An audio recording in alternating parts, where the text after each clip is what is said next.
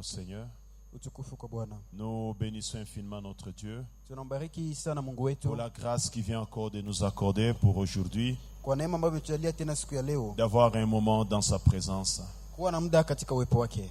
Que Dieu vous bénisse Bwana awabariki pour avoir choisi la maison de kwa l'Éternel. kuweza kuchagua nyumba ya Bwana. Ce n'est pas un temps perdu. Haiko muda ambao inapotea bure. Personne n'est allé auprès de Jésus-Christ et rentré tel qu'il était venu. Hakuna yule ambaye alienda mbele za Yesu na rudi gisi alivyokuja. Certes, il y a quelque chose que Dieu a prévu pour chacun de nous. Hakika kuna kitu ambacho Bwana amemwandalia kila Et mmoja vous wetu. n'allez pas sortir de ces lieux sans avoir ce que Dieu a prévu pour Na vous. hamtatoka mahali hapa bila kupata kile ambacho Bwana aliandaa. Amen. Amina. Ah, nous avons passé un bon moment d'adoration et de louange à notre Kweli Dieu. tumepitisha muda mzuri wa sifa na maabudu kwa Mungu wetu. J'exhorte quelqu'un à être toujours là à temps Na mmoja basi mtu mmoja apate kuwa hapo kila siku kwa pour wakati participer à toutes les étapes du culte. ili ahudhurie kwa vipindi vyote vya ibada. Si tu estimes que tu ne seras pas là à temps à 8 heures, tu es là à 10 heures. Ukiona kwamba hautawezekana ufike hapo saa 2, unakuwa basi hapo saa 4.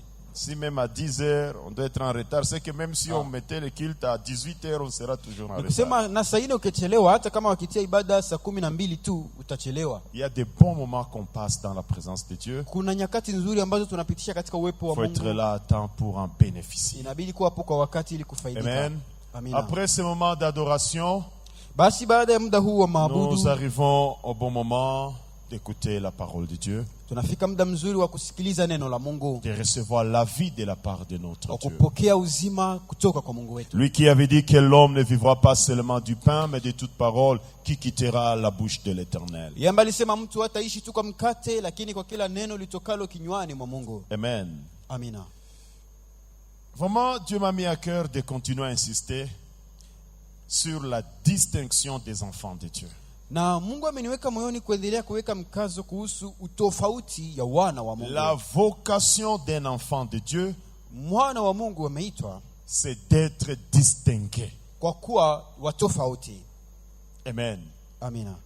En fait, quand Dieu s'était choisi son peuple, Basi wakati Mungu alijichagulia taifa lake, il voulait faire la différence dans la vie de son peuple alipenda aonyeshe utofauti katika maisha ya taifa lake, pour attirer le reste du monde vers Dieu, vers lui. ili kuwavutia watu wengine wote sasa kwake. Et l'un des signes qui différenciait les enfants de Dieu, le peuple de Dieu depuis l'ancien temps, Na moja ya alama ambayo ilitofautisha wana wa Israeli, taifa la Mungu c'était tangu la wakati wa kale, distinction. ilikuwa niyo utofauti. Basi Voilà le plan de Dieu. tazama mpango wa Mungu. Et Dieu m'a mis à cœur de marteler encore sur ça. Na Il Mungu doit ameniweka y avoir moyoni une différence entre ceux qui servent le Seigneur et ceux qui ne le servent pas. kuwekea mkazo wa kwamba hakuna pasho kuwa utofauti kati ya wale En wanaomtumikia tant Mungu qu'enfant de Dieu, na wale ambao wamtumikie. tu as vocation à être distingué. Voilà ce que Dieu pense pour toi. Ukiwa mwana wa Mungu, Bwana amepanga kwamba upate kuwa watofauti, ndio yenye Mungu amekupangia. Amen. Amina. Alors pour cela, nous allons lire quelques passages dans la Bible. Kwa hivi tunasoma mishirizi moja ndani ya Biblia. Amen. Amina. Nous commençons avec Josué chapitre 2. Tunaanzia na Yoshua sura ya 2. Josué chapitre 2. Yoshua sura ya 2. Nous allons prendre le premier verset jusqu'au deuxième. Tutachukua mstari wa kwanza hadi wa 2. Amen. Amina. Et puis nous allons prendre le livre d'Esther au chapitre 6. Na baadaye tutakamata kitabu cha Esteri sura ya 6.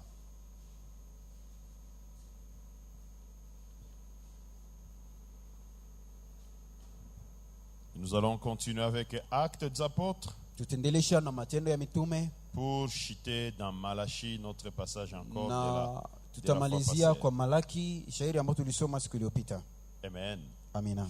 Si nous avons trouvé, Ikiwa tumepata, nous lisons au nom de Jésus-Christ. tunasoma katika jina la Yesu Kristo. Josué chapitre 2, Yoshua sura ya 2, nous prenons le premier et le deuxième verset. mstari wa kwanza na wa 2.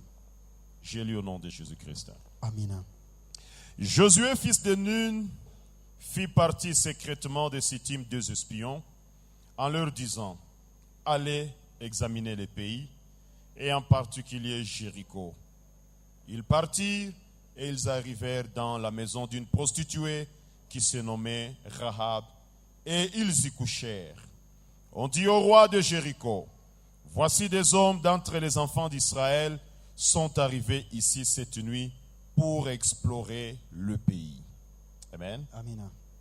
Nous allons dans Esther, Tunaenda katika Esteri le 6e chapitre, sura ya 6 du 12e au 13e verset. mstari wa 12 hadi wa Je lis au nom 13. de Jésus-Christ. Soma katika jina la Yesu Kristo. Mardoché retourna à la porte du roi, et Aman se rendit en hâte chez lui, désolé et la tête voilée. Aman raconta à Zeresh sa femme et à tous ses amis tout ce qui lui était arrivé. Et ses sages et Zeresh sa femme lui dirent: si Mardoché devant lequel tu as commencé de tomber et de la race des Juifs, tu ne pourras rien contre lui, mais tu tomberas devant lui. Je prends Actes des Apôtres, Nakamata Matendo ya Mitume chapitre 11, sura ya 11 le 24e verset. mstari wa 24. Amen. Amina. Si nous avons trouvé, nous allons lire au nom de Ikiwa tumepata, Jésus. tutasoma katika jina la Yesu Kristo. Car c'était un homme de bien, plein d'Esprit Saint et de foi. Et une foule assez nombreuse se joignit au Seigneur. Là, on est en train de parler de Barnabas. Wako wakizungumzia Barnaba. Amen. Amina. Qu'on témoigne qu'il était un homme de bien, Wanasema alikuwa ni mtu mwema, plein d'Esprit Saint et de foi, amejaa na Roho Mtakatifu na et qui imani, a su entraîner beaucoup au Seigneur. na aliweza basi kuwavutia wengi kwa Bwana. Amen. Amina. Et puis nous finissons par notre passage de Malachie, Tunamalizia basi kwa shairi yetu ya Malaki chapitre 3, verset 18. sura ya 3 mstari wa 18. Nous lisons au nom de Jésus-Christ. Tunasoma katika jina la Yesu Kristo. Et vous verrez de nouveau la différence entre le juste et le méchant, entre celui qui sert Dieu et celui qui ne le sert pas. Amen. Amina. Seigneur, Bwana, nous avons besoin de toi. tuna haja yako. Révèle-nous ton dessein. Utufunulie mpango wako. Révèle-nous ta pensée. Tufunulie fikra yako. Donnez-nous la vie, Père. Utupe uzima Bwana. Nous avons besoin de toi. Tuna haja nawe. Au secours, Yahweh. Utujie msaada yawe. Viens nous parler, Seigneur. Kuja useme nasi Au Bwana. nom de Jésus-Christ de Nazareth, Katika jina la Yesu Kristo wa nous avons ainsi Nazareti. prié. Tumeomba hivi. Amen. Amina. Mettons-nous. Tukae.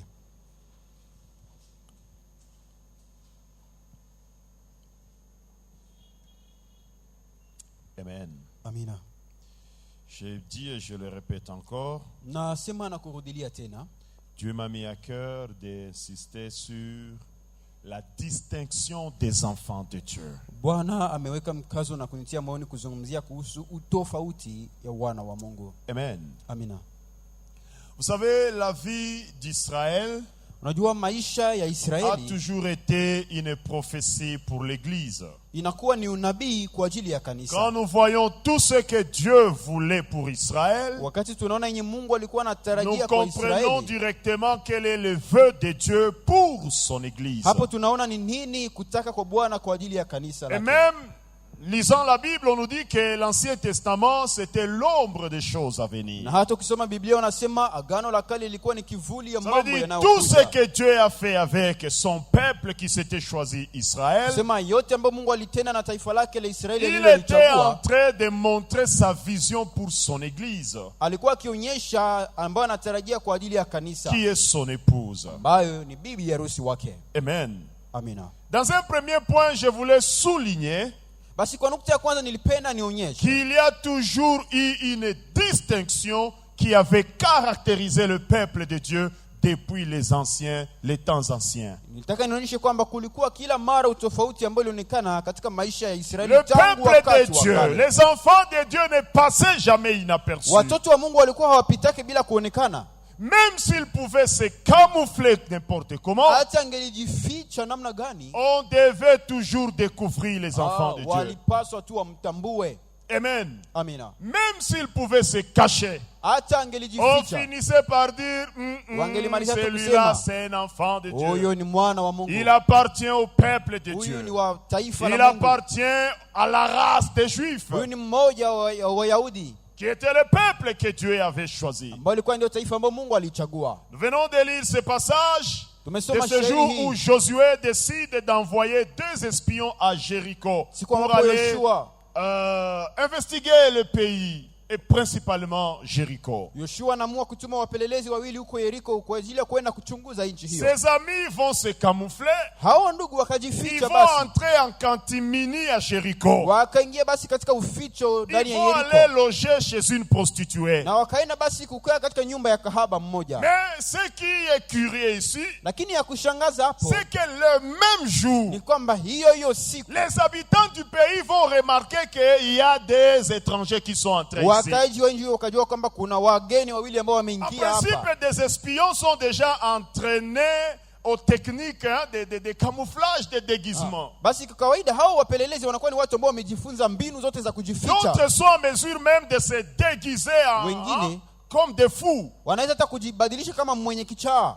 Mais voilà le même jour qui se pointe dans Jéricho. Lakini hiyo siku wanapojiingiza ndani ya Yeriko, Bon, je ne sais pas si c'est parce que les services de renseignement de Jéricho étaient aussi très fins, mais la Bible dit que le même jour, on va détecter les amis qui venaient d'entrer et la nouvelle va aller directement kama hiyo auprès du kituo ya roi. ujasusi wa Yeriko ilikuwa makini, lakini wanatuambia hiyo siku wakawatambua hao watu. En fait, Basi kwa kusema ils ne savaient pas hawakuwa qu'ils na étaient jua remarquables. ya kwamba walikuwa watu wa Ils ne kuonekana, pouvaient pas passer inaperçus. hawangelipita pasipo kuonekana. S'il faut sauter un peu, Kama inabidi kuruka kidogo. un jour Pierre va vouloir aussi se camoufler. Siku moja Petro naona kataka ajifiche. Lorsqu'on était en train d'amener le Seigneur, Walipokuwa wakimleta Bwana c'était dans une veillée où on devait maintenant le juger le lendemain. ni usiku na wangeliweza kumhukumu usiku ya kufuata. Tout le monde, tous les disciples du Seigneur prennent fuite. Wanafunzi wote wa Yesu Mais wakakimbia. Pierre s'est dit, moi je vais quand même me camoufler Lakini Petro akasema mimi pour nitajificha aller suivre comment les choses vont se na dérouler. niende kuona gisi tu mambo Mais yataendeka huko. curieusement, dans cette nuit, Lakini kwa mshangao hiyo usiku autour du feu,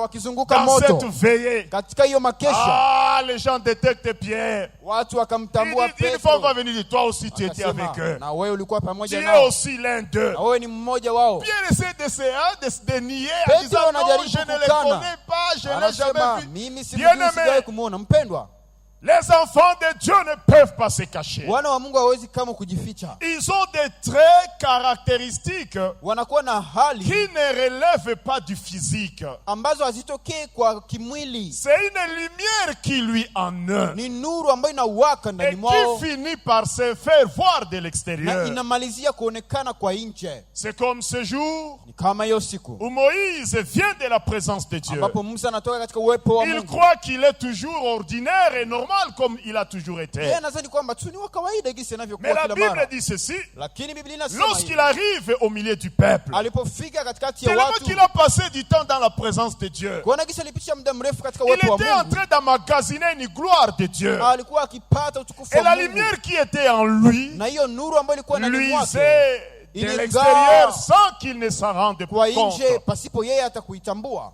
Et quand il arrivait, quand il descendait, Na wakati alishuka kwenye les gens mlima, m'ont dit, Moïse, couvre-toi, watu wakasema, Musa, jifunike, couvre-toi, jifunike, parce que tu rayonnes sababu unatosha mwanga et tu nous fais mal aux yeux. na unatuumiza Écoutez bien macho. aimés, Sikiliza wapendwa, les enfants de Dieu watoto wa Mungu sont toujours différents. wanakuwa kila mara tofauti, Qu'ils le veuillent ou pas, wapende ils wasipopenda, seront toujours différents. watakuwa kila Et siku cette tofauti, différence se fera na voir. hiyo utofauti itaonekana tu. Amen. Amina. Celui qui est en eux, Ambaye iko ndani mwao il finit par impacter leur environnement. anafikia kuvutia Et mazingira yao, l'impact de ce Dieu qui est en eux, qui na les hiyo anime, mvuto wa Mungu ambaye iko ndani mwao finit par se faire voir. inamalizia Et il n'y a kuonekana. pas moyen de cacher cela. Hakuna gisi ufiche hiyo. Amen. Amina. Ce que vous portez en vous, Ambayo inakuwa ndani mwako c'est ce qui impacte votre sio environnement. itakayovutia mazingira yako. Voilà ce qui se passe chez les enfants de Dieu. Zama ambayo inapitika kwa wana wa Mungu. C'est comme ça que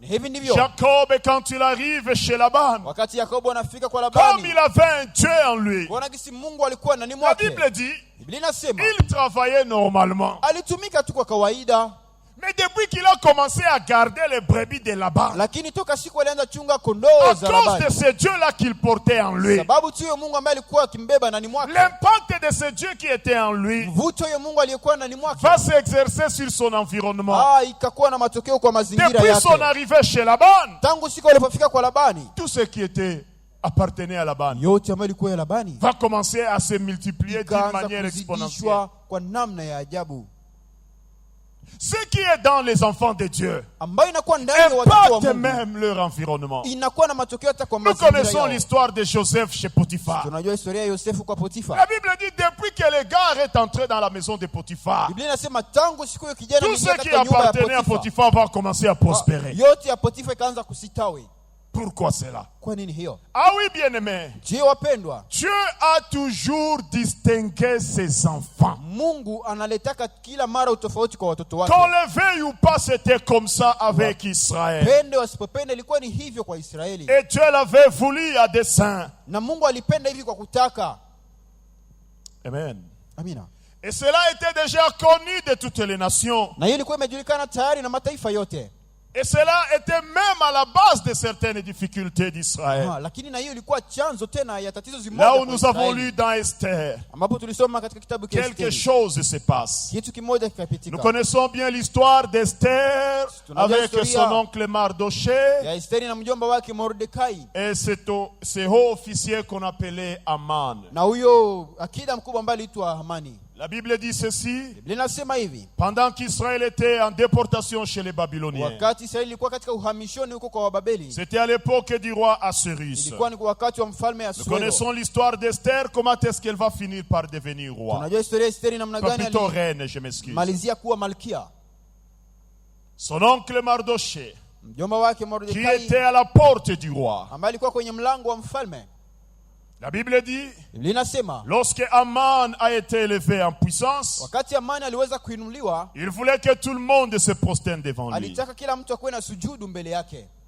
Lorsqu'il va constater que Mardoché, le portier, l'oncle d'Esther, lui ne se prosternait pas, Na sasa alipogundua kwamba huyo Mordekai mjomba wake il va Esteri décider hakuwa na de sujudu, nuire à Aman, plutôt à Mardoché, et de tuer tout son peuple. akaamua basi kumharibu huyo Amani na Mordekai na kuua taifa lake lote. Amen. Amina. Je ne vais pas rentrer dans toute l'histoire. Sitaeleza historia yote, Mais la Bible dit ceci: lakini Biblia inasema hivi, au fur et à mesure que Aman était en train d'avancer dans son plan kadiri huyo Amani d'exterminer aliendelea tous les Juifs, panda katika mpango wake ya kuharibu na kuangamiza Wayahudi celui, wote. Aman, qui était en train encore de tomber bas, Sasa ni yeye Hamani ndiye alikuwa tena tout akianguka ce qu'il chini. planifiait contre le peuple de Dieu, ça se tournait contre lui. Yote yenye alikuwa anapangia watoto wa Mungu ilikuwa inamgeukia yeye. Bien-aimé, il ne faut jamais commettre l'erreur de se liguer Mpendwa, contre un enfant de Dieu. Haibidi kama kufanya kosa ya kumuinukia mwana wa Mungu. Tout ce vous allez planifier contre cet enfant de Dieu, Yote yenye utampangia huyo c'est mtoto wa Mungu, vous-même qui allez tomber dans cela. wewe mwenyewe wenyewe utaanguka Ça tena va ndani se mwake. tourner contre vous. Itakugeukia wewe,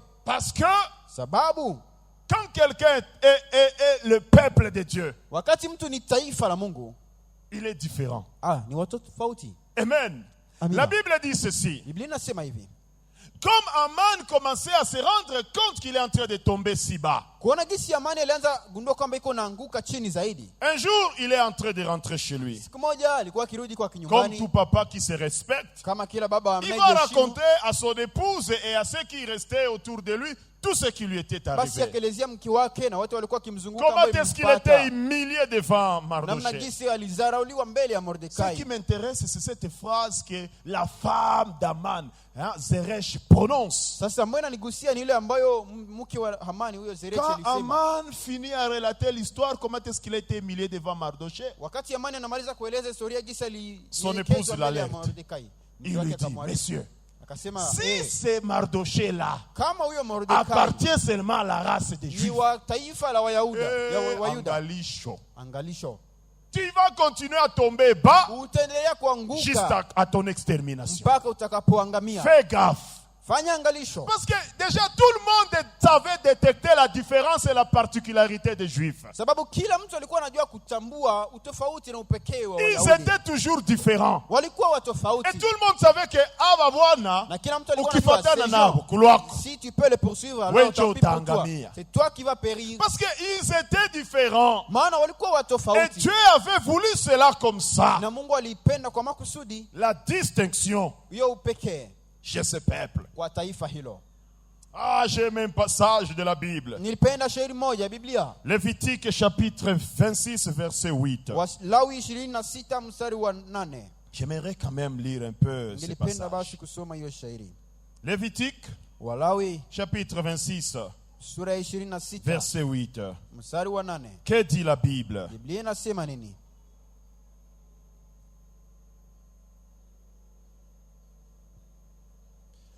Je commence par le 7e verset. Naanzia kwa mstari wa 7. C'est parmi les bénédictions des enfants Ni d'Israël. mojawapo ya baraka za taifa la Dieu est en Israeli. train de dire ceci à Mungu Israël. anaambia hivi Israeli, Vous poursuivrez vos ennemis mtafukuza adui et zenu ils tomberont devant vous par l'épée. nao watanguka mbele yenu kwa Suivez le upanga. 8e verset. Fata mstari wa 8. 5 d'entre vous Watano en katikati yenu poursuivront 100. watafukuza Et 100 100 d'entre vous na watu 100 en katikati yenu poursuivront 10 000. watafukuza watu 10,000. Ase basoda tano Il dit, yenu 5 de vos batakuwa soldats wanakimbiza saa ya Ils vont wengine. chasser 100 soldats du camp adverse. Wenyu wa 100 Et batakuwa 100 de vos wanakimbiza soldats 10 000 ya adui. chasseront 10 000 soldats de l'ennemi. Acclame très fort pour la gloire Shangilia du kwa Seigneur. utukufu wa Bwana. Donc Dieu les rend différents. Mungu Il les amewafanya distingue dans tous les domaines. watofauti wa kipekee katika sekta zote. Et c'est vrai. Na ni kweli Même jusqu'à aujourd'hui, hata mpaka leo on voit toujours cette promesse hiyo ahadi pour inaendelea suivre certaines personnes. inaendelea kuwafuatilia watu wa moja. Ye wabo umoya anakimbizaka 100 Chasse 100 soldats. mnakia ba mingi Vous venez mais un nombreux, petit nombre lakini bana kundi ndogo wakimbiza. tu inawakimbiza. C'était une promesse de Dieu. Ilikuwa ni ahadi ya Mungu. C'est Dieu qui voulait toujours que son peuple soit différent dans tous les domaines. Mungu ndiye alipenda taifa lake liwe Nous sommes tofauti ici kwa dans les kila domaines siku. sécuritaires. Hapo ni katika mambo Pour ya eux, ce n'est ulinzi. pas le nombre qui compte. Kwao haiko idadi ndio 5 d'entre eux lakini watano pour wao chasse des centaines. wanafukuza mamia. 100 d'entre les soldats des Israélites. Watano kati ya Pour askari wa chasse Israeli 10 000. wanafukuza Parce que maelfu Dieu kumi. voulait qu'ils soient toujours différents en tout. Sababu Mungu alipenda wawe tofauti kwa kila Cette kitu. différence va même se manifester dans le domaine spirituel. Hata hiyo tofauti ikaonekana na kwa daraja ya kiroho. Regardez le jour où Moïse est chez Pharaon. Tazama siku Musa iko kwa Farao. Moïse met son bâton par terre. Musa anatupa fimbo yake chini. Le bâton de Moïse se transforme en serpent. Fimbo ya Musa inageuka nyoka. Pharaon dit, Pharaon Moïse, anasema, oh, tu veux Moïse, nous émerveiller avec nataka ça? utushangaze tu na hii. N'importe quel magicien peut faire ceci. Hii haizuru msuda gani anaweza Il kufanya hivi? appelle aussi ces magiciens. Anaita naye wasuda Et wake. aussi viennent, ils mettent des bâtons par terre. Hao wanatupa fimbo zao Et, chini. et les bâtons aussi se transforment en serpent. Nazo zinageuka kuwa nyoka. Moïse, il sait ma sas. Moïse On parle en est encore. chanini hapa. Qu'est-ce que tu nous as Mais montré vous savez ici? ce qui va arriver? Lakini unajua nini Le kafika? serpent de Moïse va commencer à Hiyo nyoka avaler ya Musa l'un après ikaanza l'autre. kumeza Et tous moja les kwa 4 et les ingine. 5 serpents, Na les hizo serpents des nyoka zingine Égyptiens zote za Wamisri vont être avalés par celui de Moïse. zikamezwa na nyoka ya Musa. Dieu voulait montrer que les serpents de ces gens n'est pas comme le vôtre. Mungu alitaka kuonyesha kwamba hizi nyoka zenu haiko kama za Musa. Yaba ni tofauti Le bwana. serpent de Moïse Kuna est kitu différent. kingine nyuma ya ile Il y a nyoka. quelque chose derrière cela. La différence. Utofauti. Et tout ça, Dieu le faisait Na ile yote Mungu alifanya. parce qu'il aimait que Ndio son alipenda peuple soit différent dans tous les domaines. taifa lake liwe la kipekee katika kila sekta. Israël devait être distinct dans tous les domaines. Israeli angelipasha kuwa watofauti Même katika dans kila le domaine sekta. spirituel. Hata kwa mambo ya Même dans le kiroho, domaine kwa sécuritaire. mambo ya usalama, Même dans le domaine hata économique. katika uchumi. Quand c'est Joseph qui touche, Wakati Yosefu ah, c'est la anagusa, différence. oh, tofauti. L'économie prospère. Uchumi na sitawi. Même s'il y a des moments de crise, Hata kuna wakati quand wa c'est ukiwa, Joseph qui touche, lakini wakati Yosefu ndiye l'économie anaongoza, prospère. uchumi inaendelea. Bien-aimé, Wapendwa, enfant de Dieu, wana wa Mungu, Une petite parenthèse. Kifungo Je kidogo ne sais tu. pas si ça va vous faire rire. Sijui kama itawachekesha. J'ai écouté un pasteur entier Nilisikia mchungaji mmoja qui disait ceci. akisema hivi. Est-ce que vous savez que ces juifs de cette époque-là étaient des noirs? Je, unajua kwamba Wayahudi wa hiyo wakati walikuwa weusi? Pourquoi c'est weusi? Ah, il dit qu'ils étaient des C'est noirs. mais Moussa, c'était un noir. Il dit que Moïse était un noir. Si j'avais ton numéro, je pouvais t'envoyer cette vidéo. Ningelikuwa na namba yako Ah ningekutumia oui, hiyo. un pasteur entier a Yo, démontré que c'était des noirs. Ah, huyo mchungaji akaonyesha kwamba walikuwa ni weusi. Je ne vais pas donner une opinion. Mimi sitapana Mais maoni quand même, fulani. c'est curieux quand même. Lakini inashangaza kidogo.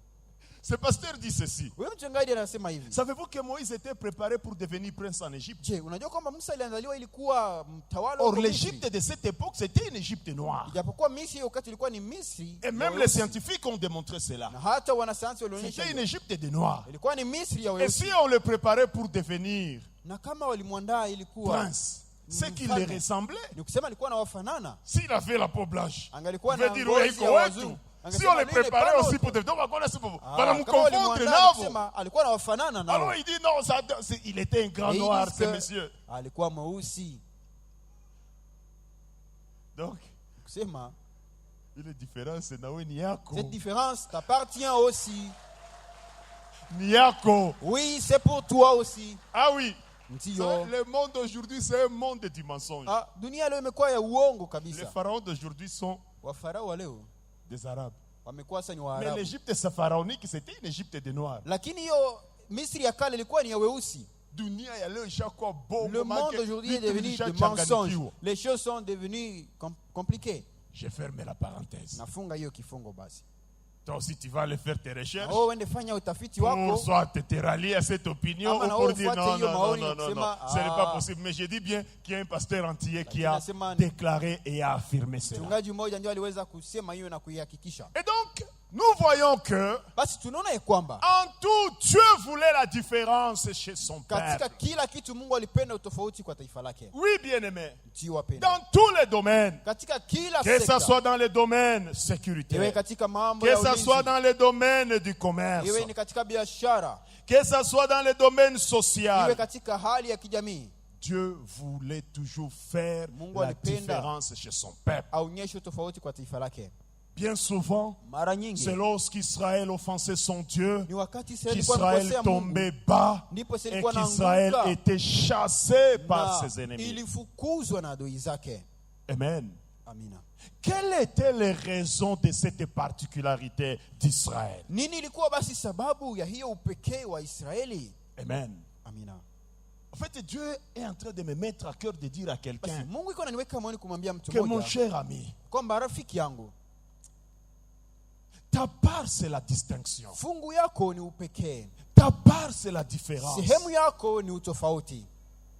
Il y a quelque chose que nous devons comprendre Kuna kitu ambacho tunapaswa et qui kuelewa doit déclencher na ambacho kinapaswa kuripusha quelque chose dans nos vies. kitu katika Vous maisha savez, yetu. dans le monde spirituel, tout commence par la Unajua compréhension. mlimwengu wa kiroho yote inaanzia kwanza kwa kuelewa. On saisit par la compréhension. Mtu anapataka kitu kupitia kwanza kuelewa. Amen. Amina. Alors, avant d'avancer, Kabla ya kuendelea, qu'est-ce qui était à la base de cette distinction des enfants nini d'Israël? ilikuwa chanzo ya hiyo upekee ya wana wa Israeli? Premièrement, c'était la présence de Dieu. Ya kwanza ilikuwa ni uwepo wa Mungu.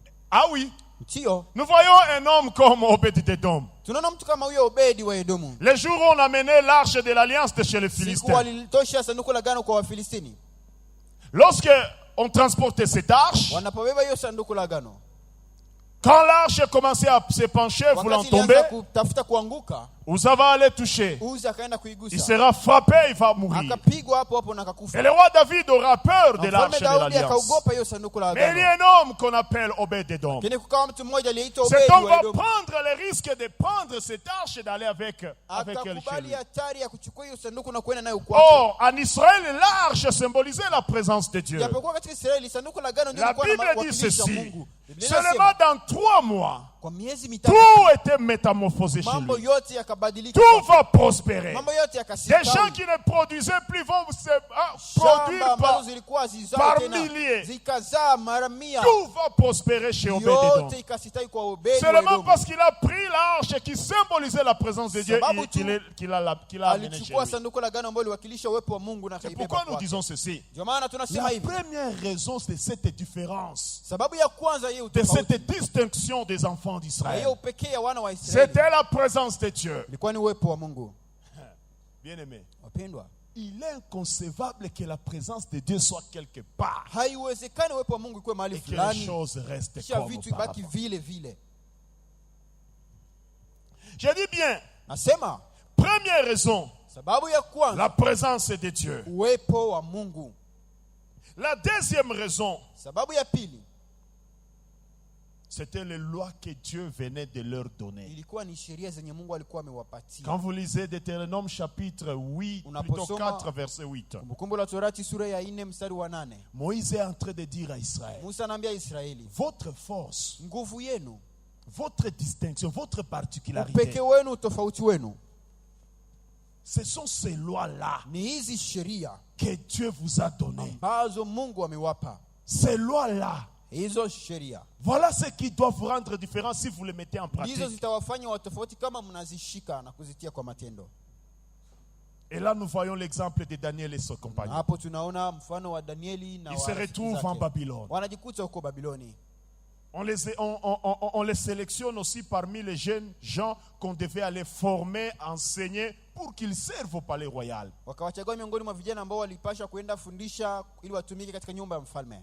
Daniel, Shadrach, Meshach et Abednego, Danieli, Shadraki, se Meshaki na retrouvant dans les Abednego, groupes, wakajikuta katika hiyo kikundi. qu'est-ce que la Bible dit d'eux? Biblia inasema nini kuwahusu? Lorsqu'on devait les servir à manger, Wakati ilibidi wawapatie chakula, ils vont se souvenir de la loi de leur Dieu. wakakumbuka sheria ya Mungu Ils wao. vont se dire, la loi de notre Wakasema, Dieu nous défend de manger les mets qui ont été offerts aux idoles. Sheria ya Mungu wetu inatukataza kula chakula Ils vont ambayo dire, non, imetolewa non, kwa non, miungu. non, non, nous n'allons pas manger Anasema, ces viandes-là. sisi hatutakula hizo nyama. Donnez-nous des légumes. Tupatie mboga tu. La Bible dit ceci. Biblia inasema hivi. L'eunuque qui était chargé de la garde de ces jeunes gens, Toashi ambaye aliandaliwa kwa ajili ya on leur ulinzi dit, wao. vous allez m'attirer des Akasema problèmes. mnataka niletea shida. Quand ulinzi. vous serez maigrichons, Wakati ninyi mtagonda lorsque hivi, votre santé va se wakati détériorer, afya yenu itazorota, j'aurai des difficultés avec le roi. mtapata matatizo na Daniel mfalme. va dire ceci. Danieli akasema, Faisons un essai. tupime kwanza. Nous allons seulement nous soumettre à la loi de Sisi notre Dieu. tunanyenyekea kwa sheria ya Mungu wetu. Nous ne voulons pas offenser notre Dieu. Hatupendi tumkosee Nous Mungu. ne voulons pas manger des mets qui ont été Hatupendi offerts aux tukule idoles. chakula ambayo imetolewa kwa miungu. Bon, cet officier-là va dire, ça va, on va Huyo essayer. toashi akasema basi La tunapima Bible kwanza. dit ceci. Biblia inasema Dans hivi, peu de temps, kwa siku chache tu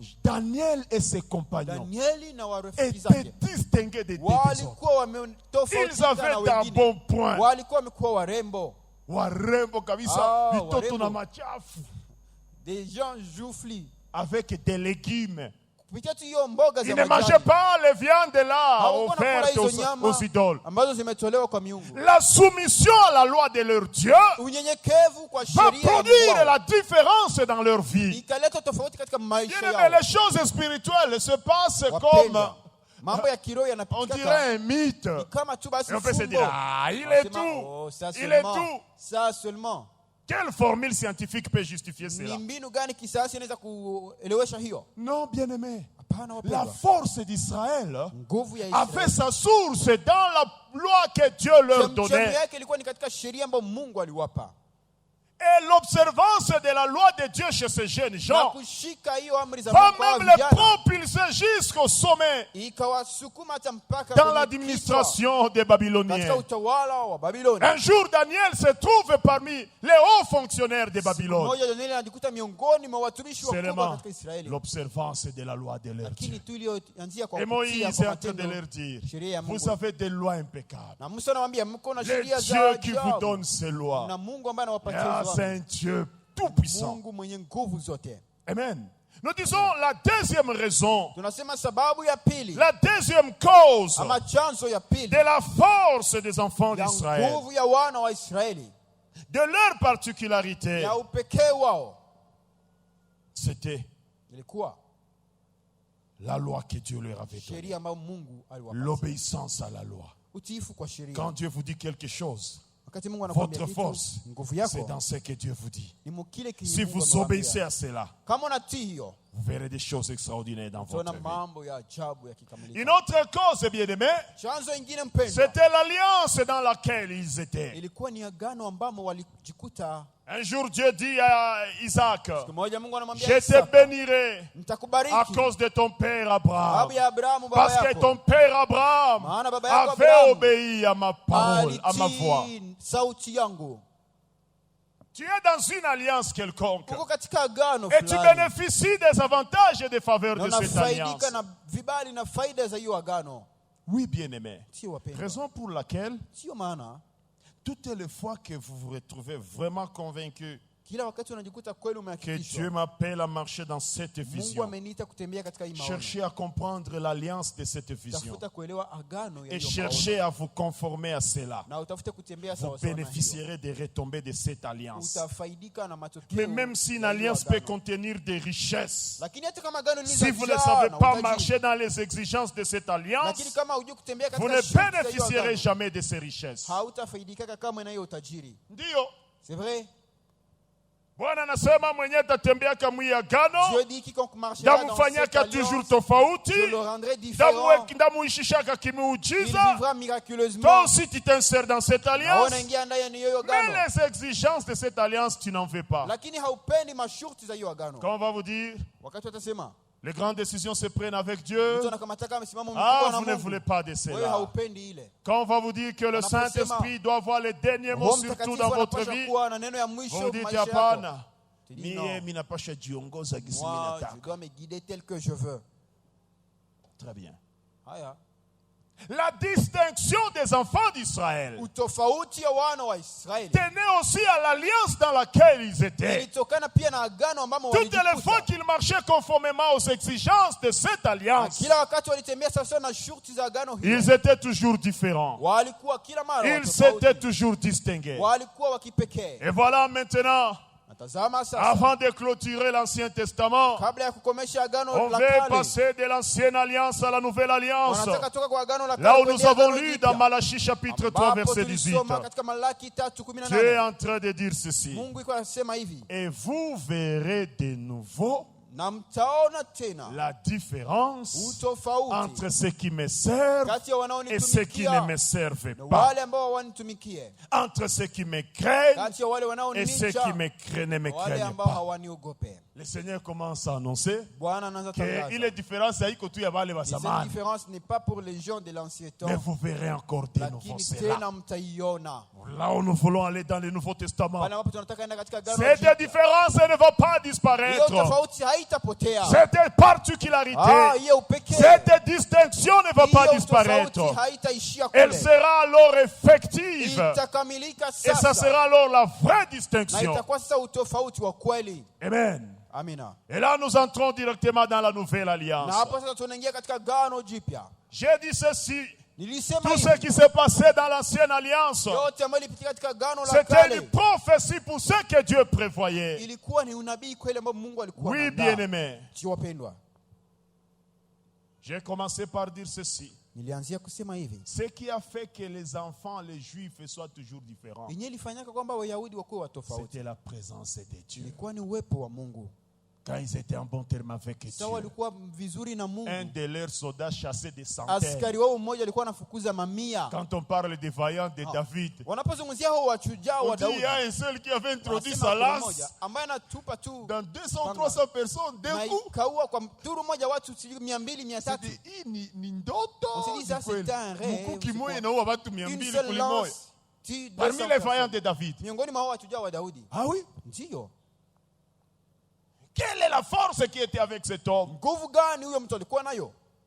C'était la présence de Dieu. Ilikuwa ni uwepo wa Mungu. C'était la présence de Dieu. Uwepo wa Mungu. Vous imaginez un homme comme Samson. Kiria mtu kama Samsoni. Lorsque l'Esprit de Dieu le Sasa saisissait, roho ya Mungu inamshika. il pouvait tuer toute une armée Angeliua jeshi mzima avec la mâchoire d'âne. pamoja tu na hiyo mfupa wa punda. Cet homme-là, Huyo mtu la Bible dit un jour s'était fâché. Biblia inasema siku moja Lorsque l'Esprit de Dieu le wakati remplissait, roho ya Mungu il va alipomjaza prendre quoi, 200 ou 300 renards. Hein? akakamata mbweha sijui 200. Il y a 200 renards. Mbweha 200. Ma fils, Aha, hizo fisi. on a eu un fils. Connaissez ça? Un jour, je suivais un documentaire. Siku moja nilikuwa Là, on nikifuata dit que- filamu fulani wanasema Hein, le lien, hein, hiyo fisi c'est l'animal qui a le mâchoire le plus puissant de tous les animaux. ndio nyama ambayo inakuwa na paja ama kinywa ambayo inakuwa Les deux mâchoires là de hiyo l'arbre. mifupa yake ya Quand kinywa ça serre, wakati plutôt des inafunga, liens, c'est comme un étau. wanasema ni kama basi chuma kubwa Plus puissante que Ina même nguvu. la gueule du lion. kuliko hata kinywa ya simba. Ayo ni kibana. Quand il peut saisir seulement, Inakokota kata mutu. même une personne peut tirer la personne. Maintenant, Samson, Sasa une fois Samson, saisi par l'Esprit de Dieu, kupitia roho Kwa ya Mungu, anabukamata wote kumikia, il a pris anafunga mikia 200, pamoja, il les a liés anatia pale ensemble, flambeau il a mis des moto. flambeaux de feu. Zinenda zinalunguza Na mashamba ya ça a Wafilisti. brûlé les champs des Philistins. J'ai aimé un homme de Dieu qui disait, Pena mtu mmoja Mungu ambaye Samson hakukuwa kapomba. Samson n'était pas même Ah, géant physiquement. hakukuwa kapomba Il physiquement. n'avait pas Nguvu la yake masse. ilikuwa ukisoma Biblia. Quand vous lisez Mbele la anze komba, roho Bwana Avant alikuwa de kwa sababu commencer anakia une guerre, mshika. l'Esprit de Dieu venait Roho d'abord Bwana le cha saisir. mwingia Et mo. quand l'Esprit de Tu Dieu venait anapata de le nguvu. saisir, alors il trouvait la force. Samson hakukuwa pomba. Samson n'était Azalaki na pas... bapakete. Il n'avait pas de paquet. Azalaki na bapakete. Il n'avait pas de paquet Hivi physiquement. maboro vya hivi na vya hivi. Alikuwa atorake. Il n'est... Mais c'était lorsque Il n'avait même pas l'Esprit de Dieu Lakini ni wakati roho wa Mungu entrait en lui, alikuwa anaingia qu'il ndani mwake, recevait une force anasikia pour nguvu terrasser ya l'ennemi. kuangusha adui. Oui, bien-aimé. Si wapendwa, Oui, bien-aimé. si wapendwa, Nous disons que nasema kwamba c'était la présence de Dieu. ilikuwa ni uwepo wa Mungu Premièrement, qui était le secret de la distinction Dieu et ilikuwa de la siri différence ya utofauti na upekee chez son peuple. wa taifa lake. Et voilà que nous sommes dans le Nouveau Testament, Tazama tuko katika Agano Jipya, dans la Nouvelle Alliance. katika Agano Jipya. Quand le Seigneur était sur la terre, Wakati Bwana alipokuwa avant duniani, son ascension, kabla ya kunyakuliwa c'est sa kwake, présence qui a fait la différence ni uwepo wake ndio ulifanya utofauti parmi les siens. miongoni mwa walio wake. Après son départ, Na wakati c'est la aliponyakuliwa, présence du Saint-Esprit ni uwepo wa Roho Mtakatifu qui a été la raison de la différence. ndio ambayo imekuwa chanzo ya utofauti. Mais avant d'y aller, Lakini kabla ya à kwenda quoi consistait la différence dans la Nouvelle Alliance? katika Agano Jipya utofauti ilikuwa inaonekana namna gani? Amen. Amina. Premièrement, Ya kwanza, toute personne qui rencontrait Jésus-Christ kila mtu ambaye alikuwa anakutana na Yesu et qui l'acceptait, na anamuitika, rien anamkubali, n'était resté comme auparavant. hakuna kenye kilibakilia kama kale. C'est pourquoi nous disons ceci. Ndio maana tunasema hivi, La différence dans la Nouvelle Alliance utofauti katika Agano s'est Jipya manifestée inaonekana premièrement par kwanza le changement de vie. kupitia kubadilika kwa maisha. Ça veut dire, dans la Kusema, Nouvelle Alliance, Katika Agano Jipya on minimise cette distinction-là physique. hiyo utofauti wa kimwili basi na Le Seigneur dit, pima punguka, d'abord le lakini royaume des cieux et le Anasema, reste là vient après. kwanza ufalme wa mbingu kisha na nyingine itakuja. Ça veut baadaye. dire, Kusema tout cela, ce qui est impressionné là, ile yote d'Israël, nilikuwa natisha huko mbele, ça vient après. hiyo inakuja sasa nyuma. D'abord, Lakini kwanza cette distinction hiyo se utofauti manifeste par le changement de vie. inaonekana kwa kubadilika kwa maisha, Parce que pour le Seigneur, sababu kwa Bwana yeye le changement de la vie d'une personne, mabadiliko ya maisha ya le mtu, salut de l'âme, wokovu wa vaut nafsi plus que toutes les bénédictions physiques que nous ina pouvons avoir. thamani kuliko baraka zote za kimwili ambazo tunaziona. Regardez les jours où on l'amène les paralytiques là, Zama siku anapomletea huyo kiwete pour qu'il les guérisse. ili apate Mais kumponya, le Seigneur trouve d'abord important de guérir son âme. lakini Bwana anaona kwanza ya muhimu aponye Et le nafsi Seigneur dit, yake. tes péchés te sont pardonnés. Anasema dhambi zako zimesamehewa. Et les gens murmurent en Na disant, watu wanaanza qui est celui-ci qui va pardonner les nani péchés? ambaye atasamehe dhambi huyu? Et Jésus-Christ dit ceci par Yesu après. akasema Et hivi, pour que vous sachiez na ili que mjue le Fils de l'homme a tout le pouvoir kwamba sur la terre. mwana wa Adamu ana mamlaka yote duniani. Simama kamata godoro lako, Lève-toi, prends ton pona lit, na ushiende. sois guéri et marche. Jamaa akapata nguvu, Et il a force. akasimama, Il s'est mis akakamata debout. Il a akaenda. pris son lit. Watu il est parti. wakanyota nasema, oh Akila master mtu akasema, huyu. oh, cet homme. Amen. Amen. Ah oui, Ndio. lui il trouve bien d'abord de guérir son âme. Yanaona vema kwanza aponye nafsi Même yake. si on l'a amené pour une solution physique. Hata kama walimleta juu apate jibu ya kimwili. Et comme les gens murmurent en disant qui est celui-là Na pour kuna watu pardonner, wanaanza nungunika wakisema ni nani ili pour asamehe. que vous sachiez que le Fils de l'homme a même Akasema, le pouvoir de ili mjue pardonner. kwamba mwana wa Adamu Donc, anajua vile ana vitu vya mamlaka ya kimwili kusamehe. simama upone, Aux simama na histoires wewe. physiques, alors lève-toi. Ça veut dire, ponte dans la vyema. nouvelle alliance, Sema katika Agano le Jipya, Seigneur tient d'abord sur la restauration Bwana d'abord spirituelle. anaweka mkazo kwanza kwa ajili ya marekebisho ya nafsi. Hivi vya mapesa vya chakula. Les histoires de l'argent, Le Seigneur de la minimisait nourriture. ça. Bwana alikuwa na izarau hata. Sawa tu iko njala anasema Quand les gens mpapatie sont chakula. affamés, donnez-leur à manger, donnez-leur à manger. Sawa Joe anashindwa. Et quand ils Anasema échouent, mko na nini? anasema, vous avez quoi? Mulete hayo. Amenez Ana ça multiplier ici. mikate Il na samaki. multiplie les pains et les poissons. Donc, kwa Kusema. Mungu Pour vya Dieu, mabaraka matériel. les histoires de bénédiction matérielle. Manake Joana Yesu alikuwa kana viona vya bure. Il les voyait comme rien du tout. Sikuma sema bwana. Un jour, il dit, Kwa tulipisha kodi on bwana nous demande mfuko mko de nini? payer la taxe. Qu'est-ce qu'il y a dans la poche? Bwana angalia mifuko Et il n'y a rien. il voit dans le poche. C'est il n'y a rien. Petro, wende Il dit à Pierre, kubahari. va au lac. Samaki ya kwanza nyotaloba Le pasula premier tumbo poisson yake. que tu vas pêcher, déchire-la et ventre-le. Ile ndio vya bure bure. Donc c'était ça. Sasa la Petro moindre anaenda na chose. pasula samaki Et anakuta quand il a mpesa. éventré cela, il a trouvé de Vous l'argent. voyez un homme qui est capable de créer de l'argent Una mtu sans institut mwenye d'émission. iko na uwezo wa kuumba billets. hata pesa bila Bila hiyo banque kiwanda. Ah. Les économistes me comprennent très bien. Watu wana- Quelqu'un qui wana- crée l'argent mtu anaumba pesa sans institut d'émission émettre. bila hata hiyo kiwanda cha kutengeneza pesa. Anayua kwenye utapata pesa, sio Il ndi sait là pasula où tu vas tumbo. trouver, il dit, va éventrer le Angalie poisson. mtumbi ile pesa, Et regarde mtumbi ile là, samaki. là dans le ventre du Banakuta poisson. mko pesa baninda On a lipa trouvé kodi. là-bas des pièces de Donc monnaie. pour lui la solution pour le problème matériel c'était la moindre des choses. Kuleta suluhisho kwa tatizo za kimwili. C'est pourquoi ndio nous bure. disons ceci. Ndio maana tunasema hivi. Dans la nouvelle alliance, Katika Agano Jipya, cette distinction hiyo utofauti se manifeste d'abord par la transformation, le changement de vie. inaonekana kwanza kwa mabadiliko ya maisha. Ainsi, toutes les personnes que le Seigneur rencontrait, Na watu wote ambao Bwana aliwakuta comme Zachée, kama Zakayo, leur vie était changée, maisha yake leur vie ilibadilika. était transformée. Maisha yao ilibadilika.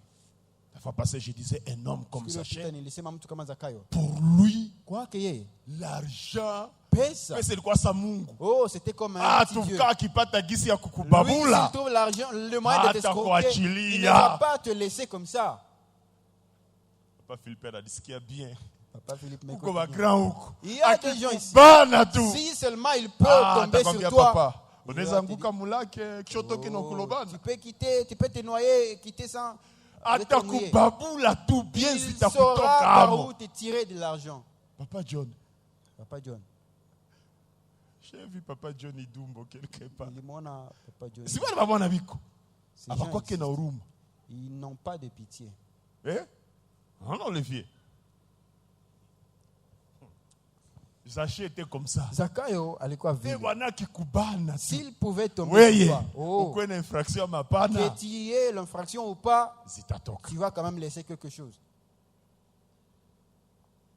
Kisha après sa rencontre avec Lakini Jésus, baada ya kukutana kwake na Yesu Kristo, d'un coup, le hapo mode de raisonnement hapo, change. namna yake ya kufikiri ikabadilika. Mtu mwenye alikuwa manake Cette pesa personne qui kwake était aliona tellement sa Mungu. attaché à l'argent, Seulement à cause de la lakini rencontre avec la sababu tu personne ya de Jésus-Christ. kukutana na Yesu Kristo, Les raisonnements changent. mafikara yake Les systèmes de inabadilika. pensée changent. Namna yake ya kuwaza Ce inabadilika. n'est plus l'argent qui Haiko tena met pesa ndio en priorité. anatia. Maintenant, c'est le anatia kwanza. plaisir de Dieu. Lakini sasa napenda mfurahishe Il veut Mungu. seulement plaire à Dieu. Oh, ambayo inamfurahisha ni kupendeza Bwana. Mungu. Seigneur, Tout celui dont j'ai yote escroqué ambayo l'argent, nilimpora mali je yake vais lui remettre 4 fois. nitamrudishia mara 4. Et Na d'ailleurs, kwanza je prends la moitié de mes nakamata biens. nusu ya mali Je vais yangu donner ça aux pauvres. napatia maskini. Seulement la rencontre avec Jésus-Christ. Kukutana tu na Yesu Kristo.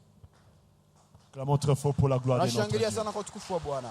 Ça change les systèmes de pensée. Inabadilisha namna yake ya Ça kufikiri. change les raisonnements. Inabadilisha mafikara yake. Oui, bien-aimés. Si wapendwa, Nous disons ceci. tunasema hivi, Dans la nouvelle alliance, katika Agano Jipya, la présence de Jésus uwepo wa Yesu ou Kristo la manifestation de la distinction ama kuonekana kwa hiyo se tofauti manifeste d'abord par le changement de vie. inaonekana kwanza kwa kupitia Parce que kubadilika pour kwa Dieu, c'est maisha. ça la priorité. Tu ile njoo ya La muhimu. recherche d'abord du royaume des cieux. Utafuta kwanza ufalme wa mbingu.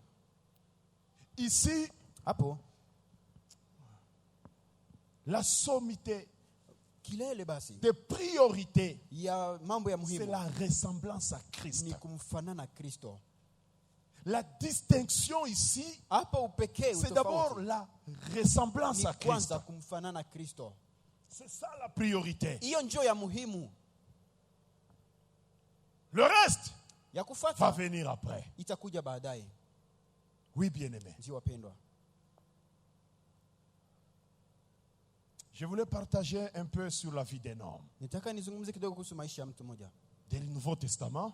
wa Agano Jipya Qui aussi a expérimenté ambaye naye aliishi cette distinction dans sa hiyo vie. pekee katika maisha yake, Et c'est à partir même de sa vie na ni kupitia hata maisha yake que nous allons comprendre ndipo tutaelewa les raisons sababu de la distinction dans la nouvelle alliance. za tofauti katika Agano Jipya.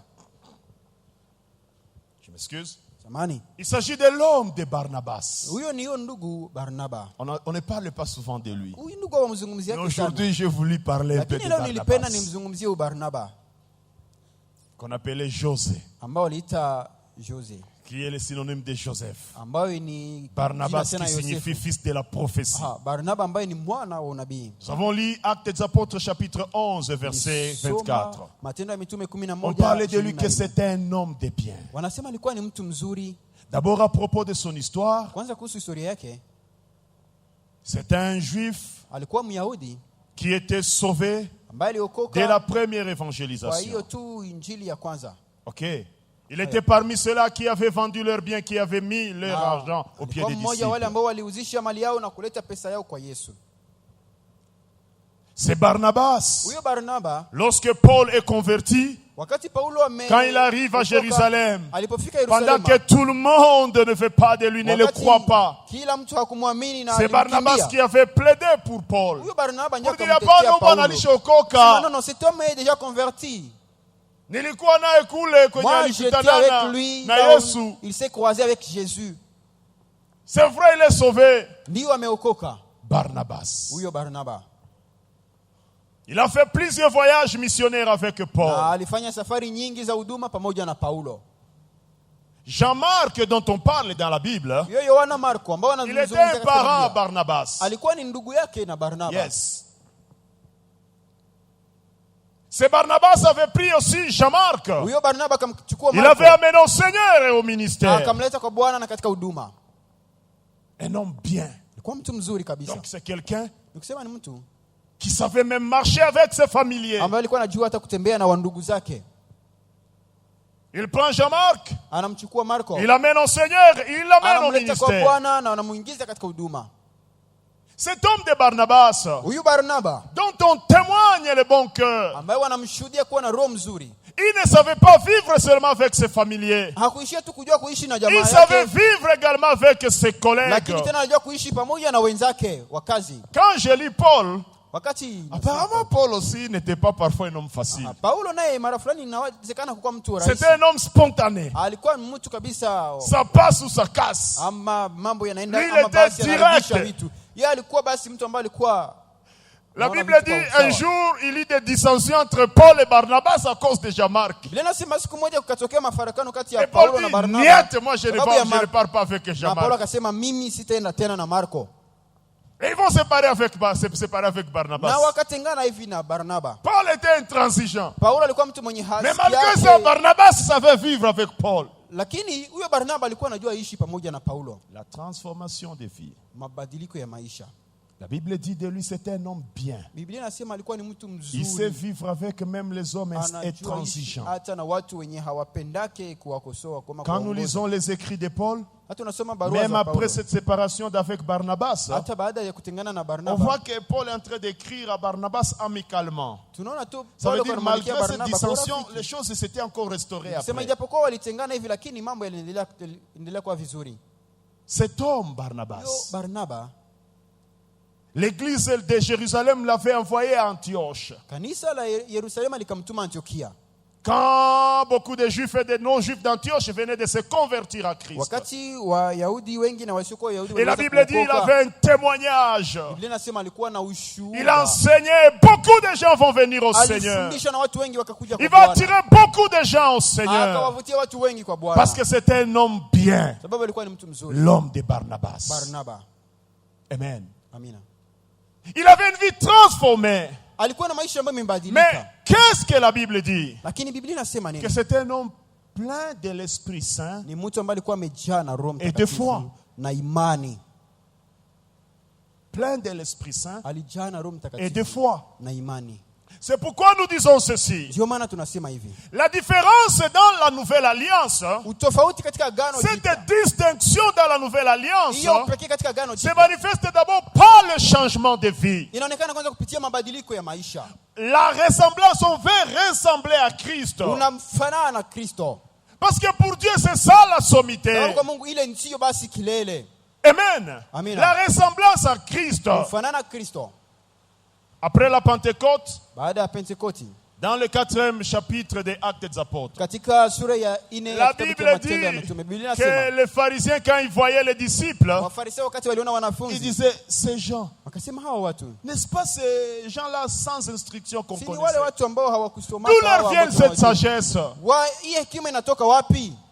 D'où viennent qu'ils soient différents comme ça? Inatoka wapi kama ukweli tofauti hivi? C'était à cause de la présence du Saint-Esprit dans Ilikuwa leur ni vie. sababu ya uwepo wa Roho Mtakatifu maisha Alors nous yao. disons ceci. Tunasema hivi basi, Cette distinction hiyo utofauti dans la nouvelle alliance qui commence d'abord Katika par agano le jipya, changement de vie inaanzia kwa mabadiliko ya maisha a pour raison, na inakuwa na sababu. premièrement, Kwanza, la foi en Jésus-Christ. imani kwa Yesu Kristo. Amen. Amina. Cet homme de bien qu'était Barnabas, Huyu mtu la Bible mzuri dit qu'il était Barnaba, plein de l'Esprit Saint Biblia et inasema de foi. alikuwa anajaa na Roho Mtakatifu lakini na imani. Amen.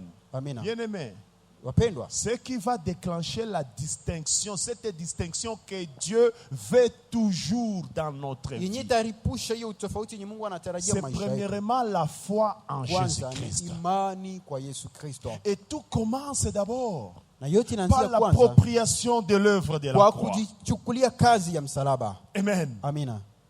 L'appropriation de l'œuvre de la croix. Kujikamatia hiyo kazi ya C'est la msalaba. présence de Jésus-Christ dans nos vies Ni uwepo qui wa Yesu vient Kristo maisha déclencher yetu. la différence. Ndio inakuja kuleta utofauti.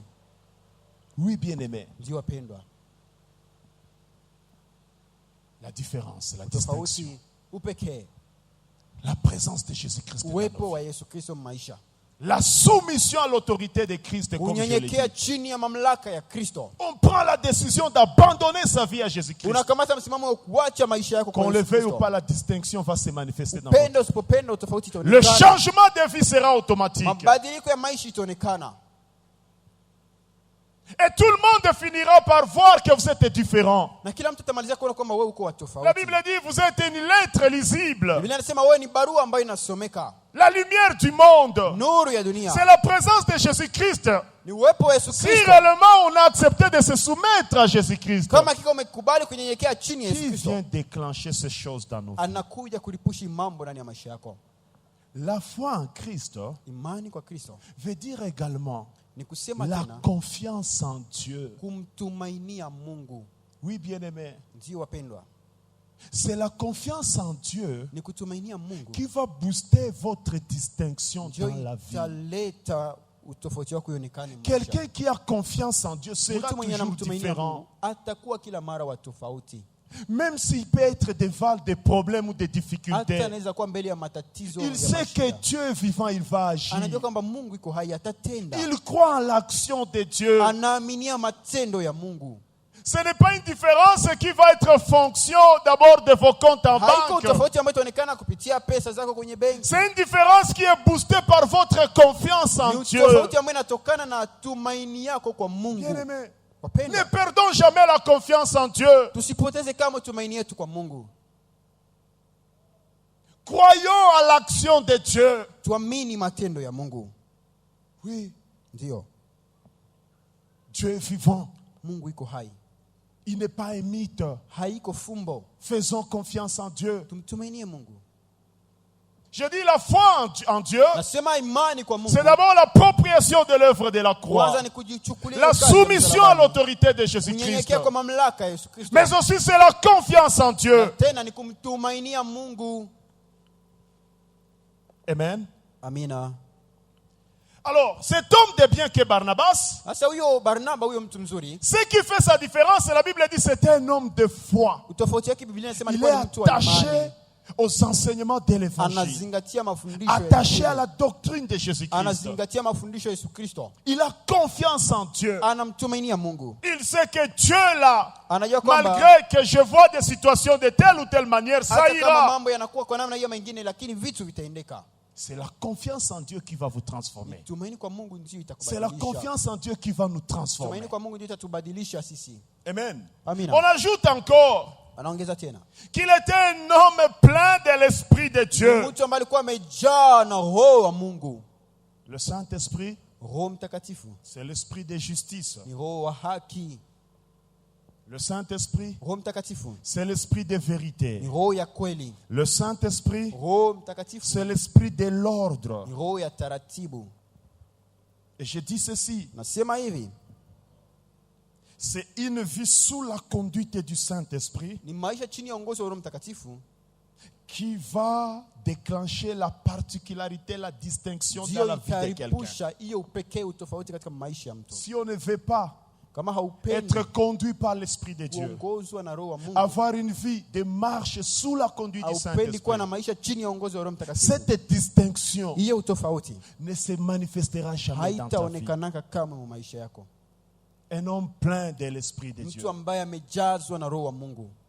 J'aime parler de la conduite du Saint-Esprit Napendaka kuzungumzia uongozi wa Roho Mtakatifu à ma manière. kwa namna yangu. Quelqu'un qui aime la vie sous la conduite du Saint-Esprit, Mtu mwenye anapenda maisha chini ya uongozi wa Roho c'est Mtakatifu quelqu'un qui est très attentif par rapport aux choses sur lesquelles Dieu insiste toujours dans sa vie. ni mtu mwenye anakuwa msikivu sana kwa hiyo mambo yenye Mungu Si tu trouves anawekeaka que Dieu a mkazo toujours maisha. insisté sur tel point dans ta vie, Ukiona Mungu anaweka sur mkazo tel point dans ta sana vie, kunukta hii mu maisha yako, si tu aimes la vie sous la conduite du kama Saint-Esprit, unapenda maisha chini ya uongozi wa Roho Mtakatifu, ne néglige jamais cela. usizarau ile. Amen. Amina. La vie sous la conduite du Saint-Esprit. Maisha chini ya uongozi wa Roho Mtakatifu, Comme le Saint-Esprit, c'est l'esprit de l'ordre. walakisi Roho Mtakatifu ni roho wa taratibu. C'est une vie qui aime garder les orientations de Ni Dieu. maisha yenye napenda kuchunga uongozi wa Cet Mungu. homme de Barnabas, Huyu Barnaba qui est vanté comme un homme de bien, un homme différent. ambaye wamemtapa kama mtu mzuri, mtu wa tofauti. J'ai déjà suivi une fois le film de Paul. Nishakafuata siku moja filamu ya Paulo. C'était un homme bien. Alikuwa mtu mzuri. Toutes les fois qu'il avait des difficultés, il rentrait à Kila Jérusalem. mara alikuwa anapata matatizo, anarudi Il Yerusalemu. savait l'orientation que Dieu leur a donnée. Alikuwa anajua uongozi yenye Mungu aliwapatiaka. Amen. Amina. Il n'était pas un homme problématique, Hakukuwa mtu wa mizozo. plein de l'esprit de Dieu. Alikuwa anajazwa na roho wa Mungu.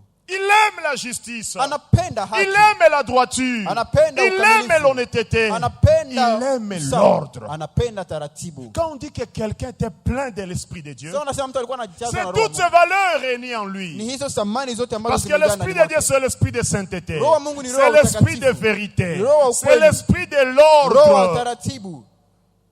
Il aime l'orientation que Dieu lui a donnée. Anapenda uelekezo ambao Mungu amempatia.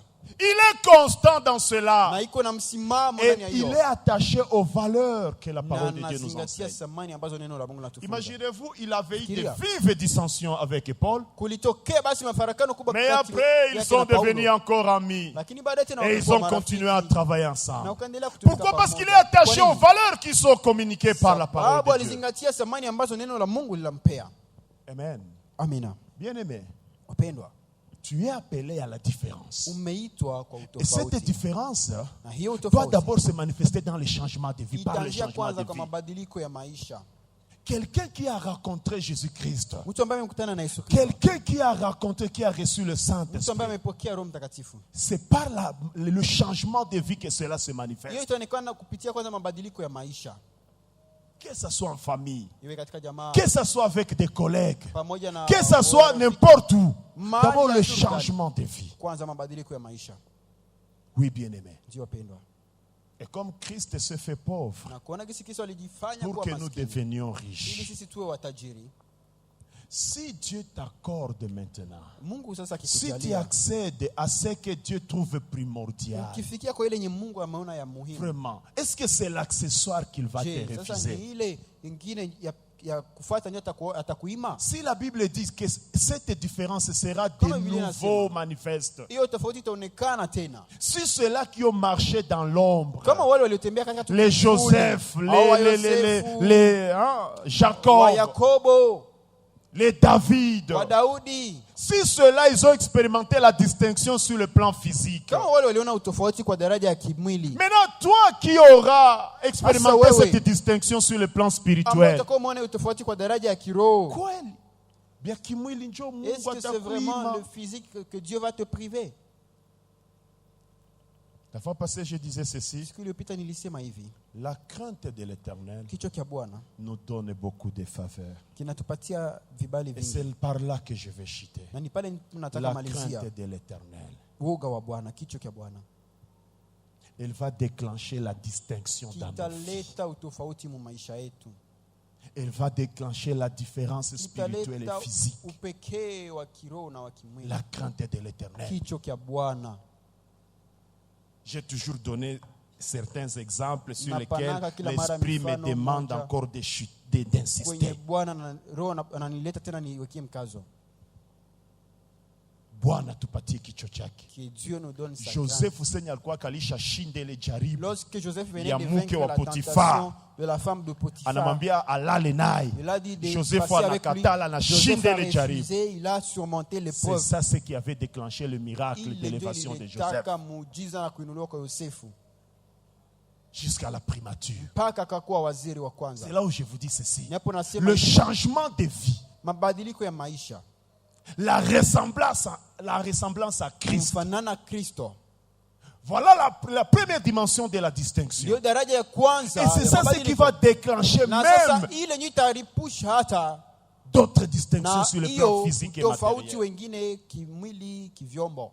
Cet exemple m'a beaucoup marqué dans la Hiyo vie. mfano Et imenigusa je sana crois mu que maisha. partout où je serai, je parlerai Nadhani de mahali ça. pote nitakapokuwa nitaizungumzia. Mon ami là avec qui on logeait ensemble Huyo à rafiki l'hôtel, ambaye tulikuwa pamoja naye katika hoteli il avait un besoin. alikuwa na haja, Il se trouve devant une tentation. anajikuta mbele Une ya femme se jaribu. présente dans sa chambre. Mwanamke mmoja anajitokeza ndani ya Après chumba avoir chake. vaincu cette Lakini tentation, baada ya kushinda hiyo jaribu, après, baadaye akamwitia kazi on moja l'a bien appelé pour un akarealize ma boulot projet za et il kizo. a réalisé tous ses projets.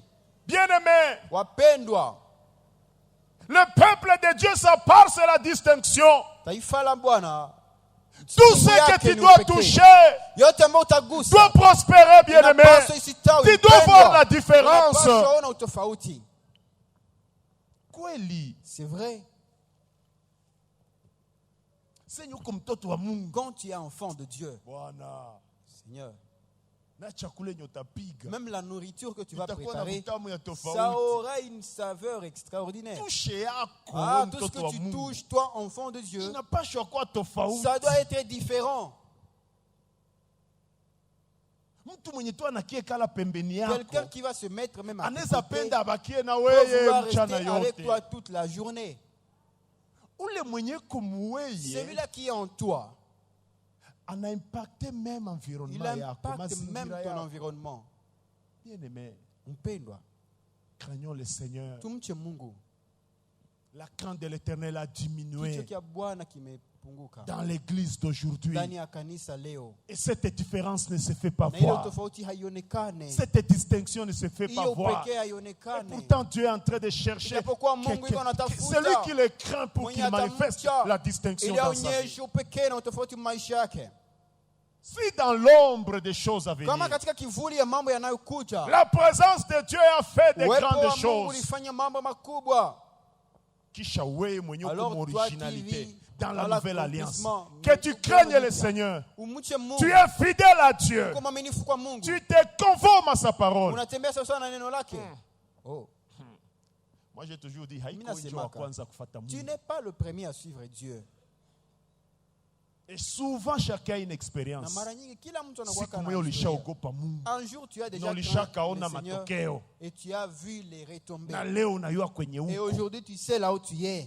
Dieu veut seulement que tu prennes la bonne décision. Mungu anapenda ukamate msimamo Retourne à mzuri. la crainte de l'Éternel. Rudilia kichwa cha Bwana. Retournons à la crainte de l'Éternel. Rudilia kichwa cha Bwana. Acceptons la vie sous la conduite du Tuitike Saint-Esprit. maisha chini ya uongozi Soyons wa Roho Mtakatifu. attentifs sur les points Tuwe wasikivu sur waangalifu lesquels Dieu insiste kwa hizo dans nos nukta zenye vies. Mungu anawekea mkazo maisha yetu. Dans moins de temps, Kwa muda tu vas mdogo voir tu la différence dans ta vie. utaona utofauti mu maisha Au yako. Obed-Edom, Obedi wa ilikuwa Edomu. 3 mois tu C'était seulement 3 mois. akaona utofauti. Il a vu la différence. Iko endelea na kushindana, roho Bwana Le iko na fait de kuconvaincre continuer hivi. à résister. Unakatala. Le L'esprit Saint-Esprit de Dieu te te convainc convainc comme ça. Unaganga. Unashindana, tu refuses, tu Et résistes. nous-mêmes, nous sommes en train de nous traîner. Sisi wenyewe tuko najichelewesha. Fois passé, je disais, Ce que le Pita itika nilisema. tu kukua yuma Accepte seulement d'être na bleu. unaogopa Mungu, Et tu crains le Seigneur. utaona vyenye Mungu atakutendea. Et tu verras ce que Dieu va faire pour toi. Jacob Yakobo. banamwambia afuge tu, On lui dit kufuga tu, manyama zinazalana. seulement de garder Siku les moja troupeaux. suliogopaka Mungu, Un jour, tu as sulionaka gisi biashara yako tu ilikuwa as vu inaendelea, comment même ton commerce a évolué.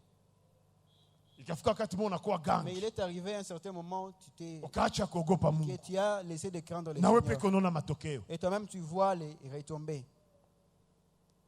Vous savez, Najua, quand un pasteur parle, wakati mchungaji il anasema, parle la manière d'un pasteur. anasemaka kama mchungaji. Turudilie woga wa Mungu, Revenons nous à la serons crainte de l'Éternel. distingués, Na nous tutakuwa serons watu tofauti. différents. Tutakuwa Et watu Dieu a tofauti. besoin d'une personne Na Mungu anahitaji qui mtu le mmoja craint mwenye atamucha et qui te fasse voir sa na distinction. kuonyesha utofauti wake. Basi Et c'est tout. ule mtu mmoja atashukuru Mungu, Quand inamtosha Mungu. la seule personne va bénir le Seigneur.